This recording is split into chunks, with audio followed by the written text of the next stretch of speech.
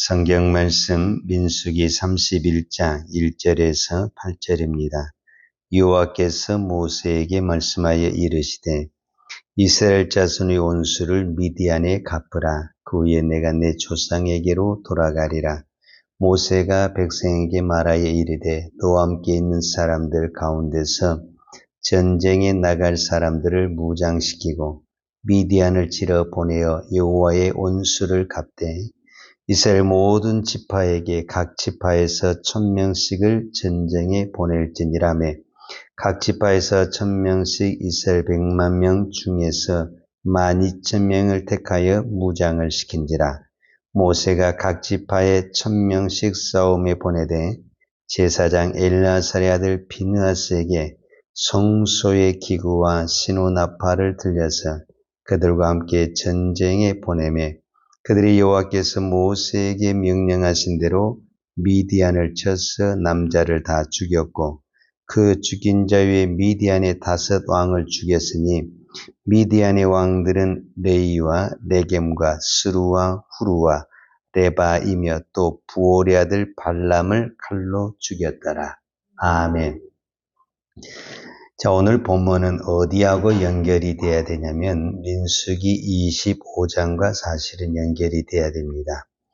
여튼 오늘 본문을 보면서 우리가 연결해서 말씀을 살펴보겠는데 여호와께서 모세에게 명령하여 이르시되 이 단어는 민수기 전체를 보면은 굉장히 반복된 단어입니다. 그러니까 하나님이 이스라엘 백성에게 뭔가를 명령할 때 반드시 여호와께서 모세에게 명령하여 이르시되 그러면 모세는 여호와의 명령을 받고 그것을 백성에게 전달하는 이런 구조가 이 민수기 전체에서 반복되는 구조다라는 것을 우리가 볼 수가 있는데 오늘 이 부분은 어떤 부분에서는 민수기 전체적으로 보고 모세의 인생의 전체적으로 봤을 때 하나님이 모세에게 주신 마지막 사명, 그 마지막 사명이 뭐냐면은 미디안을 절멸하라. 즉 미디안의 온수를, 즉 미디안에게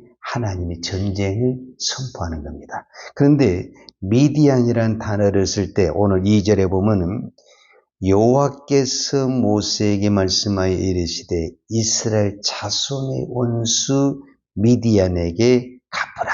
그러니까 원수를 갚으라는 거죠. 그러니까 하나님이 모세를 들어서 미디안에게 이스라엘 자손의 원수를 갚으라 이렇게 표현을 했거든요.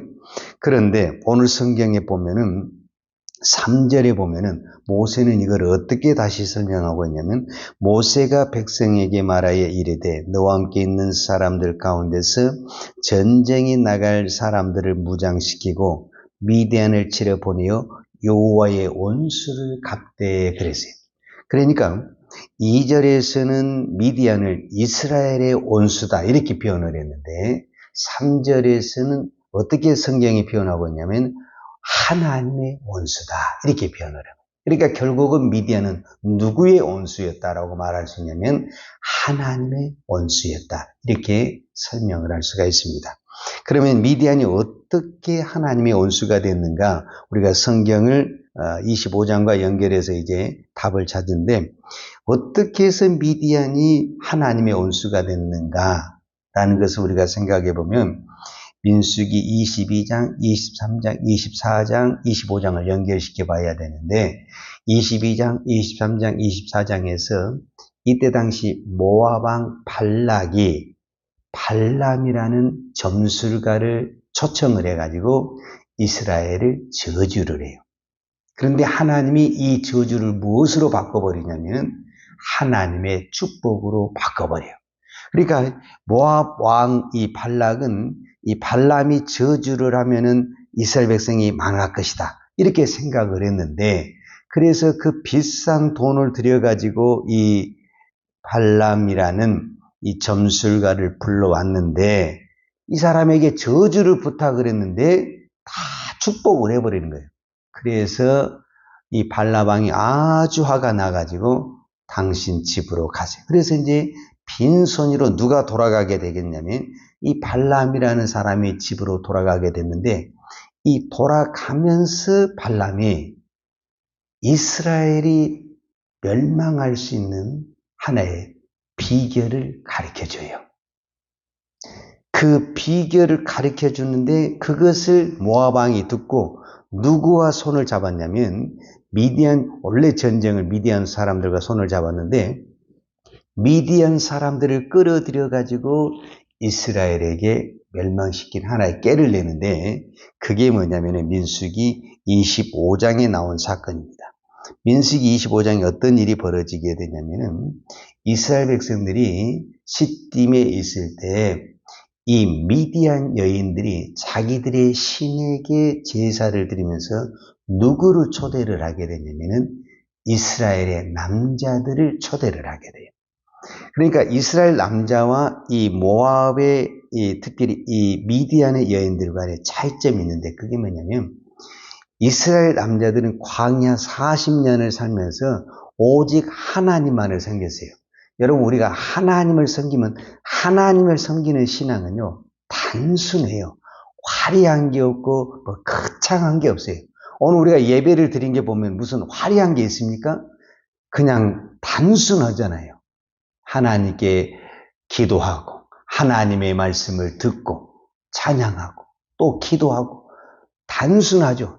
그런데 이런 단순하게 하나님을 섬겼던 이스라엘 백성들이 이제 이방의 신을 섬기는 것들을 보게 되면요. 우리가 무당 구다는 것 한번 보면 얼마나 요란하고 시끄럽고 음식과 이런 여러 것들이 복잡하잖아요. 화려한 부분이 있어요. 특히 이 미디안의 여인들이 했다라는 것은 여기서는 무엇을 이야기하고 있냐면은 그동안에 이 광야에 살면서 한 번도 이런 매혹적인 여인들을 보지 못한 이스라엘 남자들이 이방의 이 신전에서 섬기는 그 여인들이 유혹으로 말미암아 다 넘어가게 돼요. 오늘로 말하자면 성적인 타락이 일어나게 되는 거죠. 그래서 하나님이 여기서 진노를 해가지고 민수기 25장에 보면은 연병이 일어나서 수만 명이 죽는데 그때 성경에 보면은 24,000명이 죽어요. 이 하나의 사건으로. 근데 이 사건이 어떻게 해서 종결이 나게 되냐면 그때 이제 하나님이 진노가 일어나가지고 막 재앙을 내리고 있는데 그때 이스라엘 사람 한 사람이 미디안의 여인을 데리고 장막에 들어간 것을 누가 보게 되냐면 그때 당시 아론의 손자 엘르아스의 아들 비느하스가 그것을 보고 하나님의 의분을 가지고 창을 들고 가서 그 두 사람을 그 자리에서 죽이게 되죠.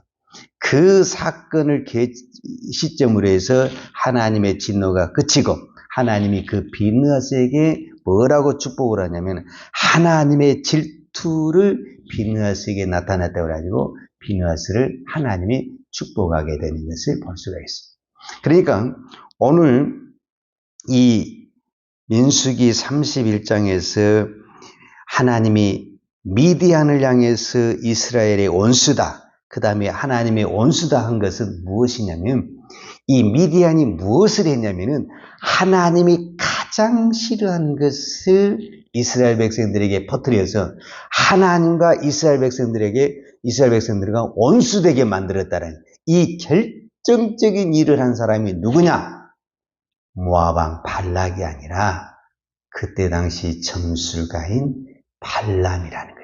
그래서 발람이 선지자가 아니고 점쟁이라는 거예요. 그래서 이 미디안의 전쟁에서 미디안 사람들만 죽였다. 미디안 사람들의 왕이 죽었다라고 성경이 끝나야 되는데 오늘 우리가 8절에 보게 되면 마지막에 어떤 단어가 나오냐면은 부올의 아들 발람을 칼로 죽였더라. 이 단어가 나와요.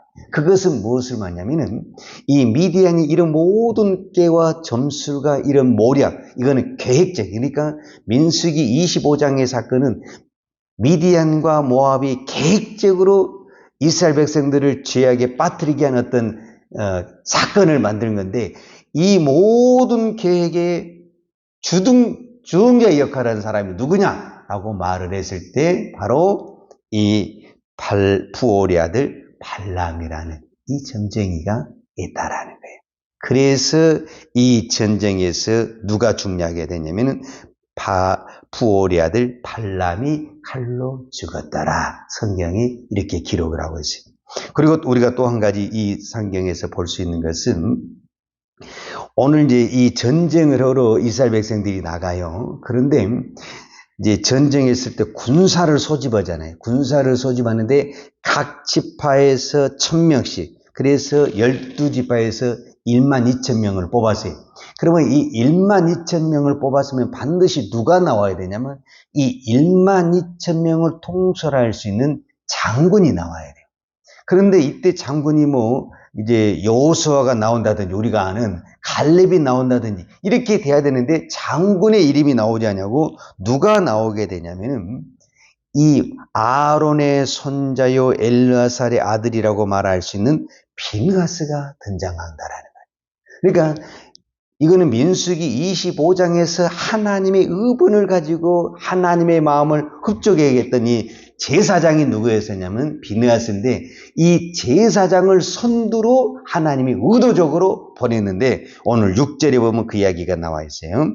모세가 각 지파에 1000명씩 싸움에 보내되 제사장 엘르아살의 아들, 그러니까 이 엘르아살은 누구의 아들이냐면 아론의 아들이에요. 그러니까 아론의 손자 엘르아살 아들 이 비느하스가 무엇을 가지고 나가냐면 성소의 기구와 신호의 나팔을 들려서 그들과 함께 전쟁에 보내매 그랬어요. 근데 전쟁을 나가는데 이 비느하스를 보내면서 성소의 기구와 하나님의 나팔을 가지고 갔다. 그러니까 성소에 어떤 기구를 가지고 갔다는 구체적인 기록은 없으니까 우리가 정확하니 말할 수는 없지만 이것은 무엇을 상징하냐면 성전의 기구를 가지고 갔다는 것은 이 성전은 하나님의 임재를 상징하는 것인데 하나님이 실제적으로 비느하스를 앞세우고 전쟁에 나갔다. 이렇게 표현할 수가 있는 거죠. 그러니까 이 12,000명이란 이 숫자는 비록 적은 숫자이지만 하나님이 함께 이 전쟁에 나가서 하나님의 나팔을 불 때 그들이 그 나팔의 신호대로 정확하게 움직이면서 순식간에 미디안의 모든 군사를 점령을 했다. 그래서 이것은 그냥 단순한 전쟁이 아닌 하나님의 전쟁이고 영적인 전쟁이고 우리로 말하면 신앙과 믿음의 전쟁이었다라는 것을 말할 수가 있습니다. 오늘 또 이 시대에는 우리가 이 믿음의 길을 가는데 사단은 기회만 있으면 무슨 전략을 쓰냐면은 하나님과 우리가 원수되게 하는 전략을 씁니다. 즉 이 말은 무슨 말이냐면 미디안, 모압왕, 발라왕이 이스라엘을 그렇게 저주하고 무너뜨리고 공격을 하려고 그랬는데 안 돼. 왜 안 되냐? 하나님이 이 백성을 축복하고 하나님이 이 백성을 보호하시니까 아무리 외부에서 저주를 하려고 해도 안 돼. 군사를 동원하려고 안 돼. 이게 도관이 없어요. 그러면 이거를 어떻게 하면 이 백성을 망할 수 있느냐? 방법은 딱 하나예요. 이 이스라엘 백성이 하나님을 싫어한 것을 한다든지 이스라엘 백성 스스로가 타락의 길을 만드는 거예요. 그러면 하나님의 뭐가 임하게 되는 거죠? 진노. 즉 축복했던 하나님이 진노가 임하잖아요. 그러니까 25장에 보면은 이스라엘 백성이 타락을 하니까 그렇게 하나님이 보호했던 그 발람이란 선지자를 끌어서까지 하나님의 백성을 저주하려고 하고 그렇게 했던데도 하나님이 다 막아줬는데 이스라엘 백성이 타락하니까 하나님이 막아준 것이 아니라 오히려 하나님이 진노해서 자기 백성을 24,000명 순식간에 멸망을 시켰다라는 거예요. 그러니까 지금도 사단은 우리를 직접 공격을 하지를 못해요. 왜냐? 우리를 직접 공격하게 되면 우리의 하나님 되신 분이 천군 천사를 통해서 우리를 지키시기 때문에 우리를 건들 수도 없고 머리털 하나도 상할 수가 없어요. 근데 우리를 넘어뜨리는 유일한 방법이 있는데 우리가 세상을 쫓거나 타락의 길을 가게 되면은 자동적으로 뭐가 되게 되냐면은 하나님과 우리가 어떤 관계가 되는 거예요? 원수 관계가 되는 거예요. 그러면 자동적으로 어떻게 되냐? 우리는 스스로 멸망하게 되고 하나님의 진노를 받게 되는 거죠. 이 마지막 시대에 여러분 아무리 세상이 악하고 악의 세력이 강한 날, 그게 무서운 게 아니라는 거예요. 진짜 무서운 것은 내 안에 있는 거예요. 내 안에. 근데 우리는 세상이 이러니까 세상을 자꾸 들었는데, 세상이 아무리 강해도 그것은 누구를 이기지를 못하냐면은 하나님을 이기지 못합니다. 그렇기 때문에 오늘 저와 여러분에게 소망이 있고 희망이 있습니다. 우리가 하나님을 제대로 믿고 하나님만 제대로 섬긴다 하면 이 세상은 절대로 우리를 건들지를 못합니다. 하나님의 교회, 하나님의 백성들을 무너뜨릴 수가 없습니다. 우리가 망하는 유일한 길은 우리 스스로 넘어지는 것이고, 우리 스스로 타락의 길을 가는 것이고, 우리 스스로 하나님과 원수가 되는 거예요. 그러면 자동으로 우리는 무너지게 되는 것이고 하나님의 진노를 받는 것입니다. 그래서 우리는 그 누구도 탓할 수가 없어요. 세상이 이렇다, 뭐 사람들이 이렇다, 뭐가 이렇다, 우리는 핑계를 많이 대는데 그거 다 의미 없는 것입니다. 아무리 세상이 악하고 뭐 별 아리를 한다 할지라도 우리가 오늘 또 믿음에 바로 서 있기만 하면은 전능하신 하나님은 오늘 또 믿는 자를 눈동자처럼 지키시고 보호해 주실 줄로 믿습니다. 기도하겠습니다. 하나님 아버지 감사합니다. 오늘도 저희들이 이 새벽을 깨우며 기도할 수 있도록 저희들의 몸을, 저희들의 발걸음을 인도해 주시니 감사합니다. 이 세상에 우리를 유혹하는 것들이 참 많이 있고 또 우리 자신도 때로는 나태하고 게으르고 무너질 때가 참 많은데 하나님이 그때마다 이 새벽마다 은혜를 주셔서 새벽을 깨우며 기도할 수 있는 힘을 주시고 은혜 주시니 감사합니다. 오늘 또 이 기도의 힘으로 하루를 믿음으로 살기를 원합니다. 오늘 또 우리에게 주신 이 말씀의 힘으로 오늘 또 우리가 믿음 안에 살기를 원합니다. 우리가 오직 믿음의 길을 가고 오늘 또 우리가 하나님의 말씀을 붙들고 갈 때 이 어떤 이 세상의 세력도 우리를 건들지를 못하며 우리를 무너뜨리지 못한 것을 다시 한번 깨닫게 해주시니 감사합니다. 오늘 또 오직 주님이 인도하는 그 길을 아무리 힘들어도 이 길이 생명의 길이고 진리의 길일지인데 우리가 십자가를 기쁨으로 감당하며 그 길을 아멘하며 순종하며 달려갈 수 있는 믿음의 종들 되게 하여 주옵소서.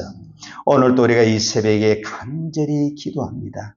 이 땅에 세운 교회를 주님 붙들어 주시고 오늘도 흩어진 우리 모든 성도들이 어느 곳에 있든지 하나님이 눈동자처럼 지키신다는 이 확실한 믿음을 가지고 어느 곳에 있든지 두려워하거나 낙심하지 아니하고 전능하신 하나님을 붙들고 십자가를 붙들고 믿음으로 승리하는 주의 성도들 되게 하여 주옵소서.